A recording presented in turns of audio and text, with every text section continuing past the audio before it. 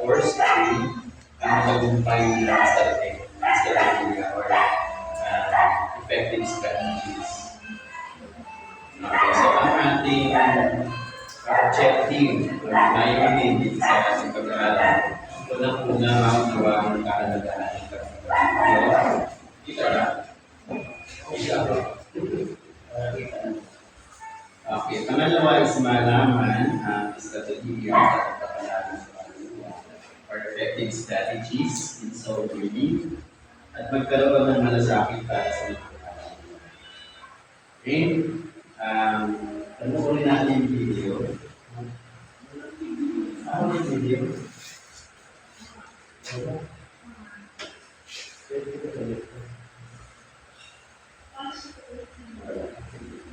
Wala siyang video.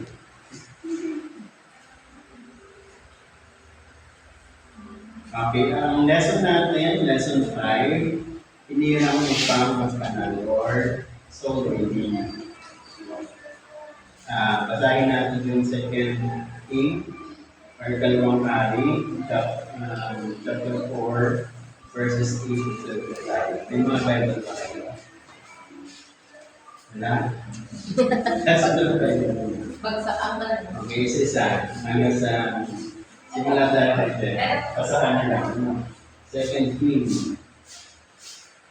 Sa pagkatapos basahin pa sa 8 and chapter. From 8 until isang verse. From 8 to 35. Or 8. Second King, chapter 4, verses 8 to 35. Okay, yung 35. 8 to 35. Ano po siya yun?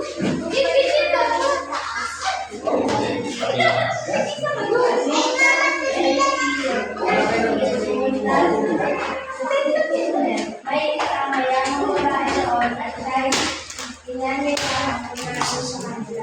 Mula noon doon sa mga ipiling pumunta sa lugar na Timor. Sinama mo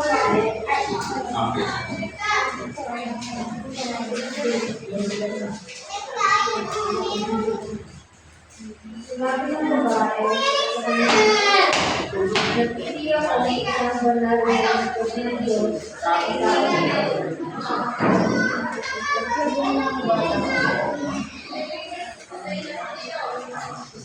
dito siya naghanap ko. Babata ba? Wala, meron pa kayo. Dahil natin siya pagpagawa ng silid para matubuhin natin pupunta sige natin siya ng higaan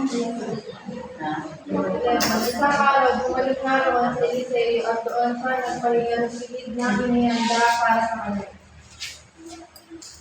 Well, tinawag niya ang katulong niya si Shazati at sinabi, tawagin po ang babaeng Sunamita. Tinawag niya nito ang babae at di nagsagali ng babae.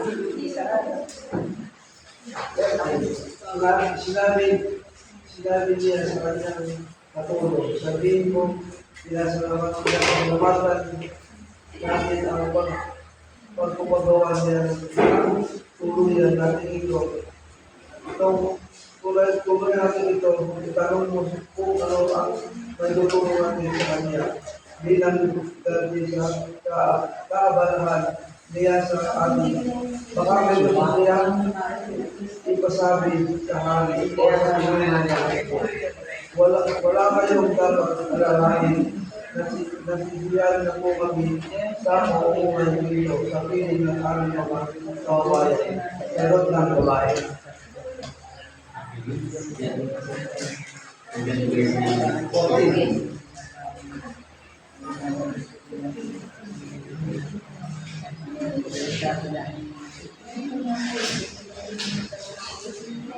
Pag-alis ng babae, mayroong Eliseo may hati. Ano kaya ang may tutulong natin sa kanya? Sagot siya, wala ko siyang anak at matanda na ang kanyang asawa. Tawagin ko siya, Diyos ni Eliseo. Kaya bumalik ang babae at sumayo sa leyo.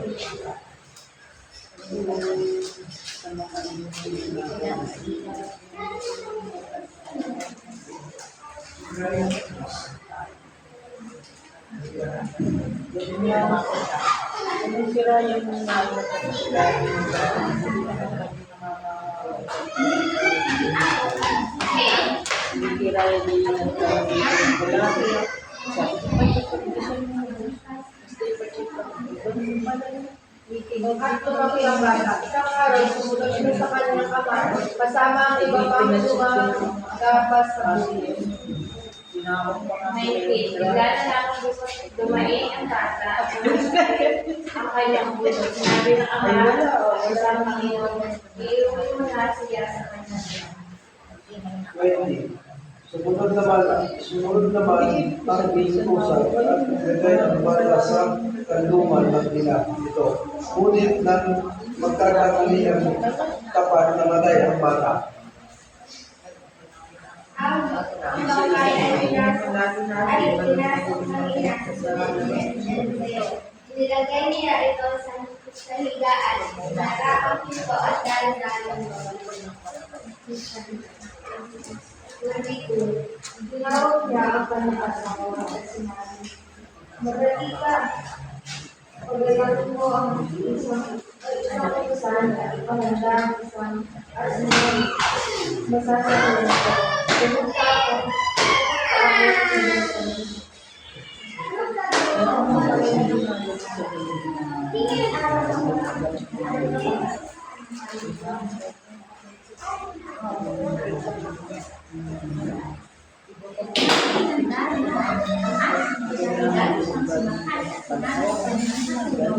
Sige, tubilisin mo at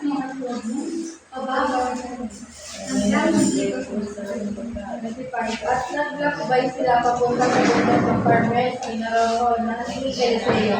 Nasa daan pa lamang natanaw na sila ni Eliseo. Sinabi nito kay Gehazi, dumarating ang sunod. 26, sabihin mo, kumustahin mo siya, ang kanyang asawa sa kanyang anak. Nang kumustahin kay Gehazi, sumagot ang babae, mabuti. 27. Paglapit niya kay Eliseo, nagpatira pa ang babae at tinawagan ang mga paa ni Eliseo. Itutulak sa ng palayo si Gehazi ang babae. Ngunit sinabi ni Eliseo, pabayaan mo siya, tiyak na may malaki siyang problema. Hindi pa lang pinapaalam sa akin si Yahweh. Sinabi ng babae, "Hindi ba ako sa inyo ng anak? Hindi ba sinabi ko nalito ako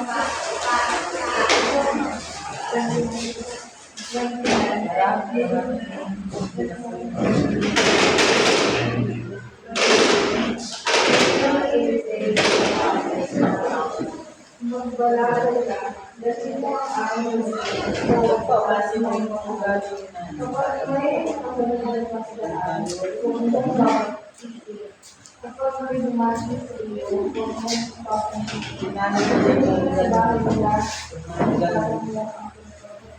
Pasok, wala siya ganun.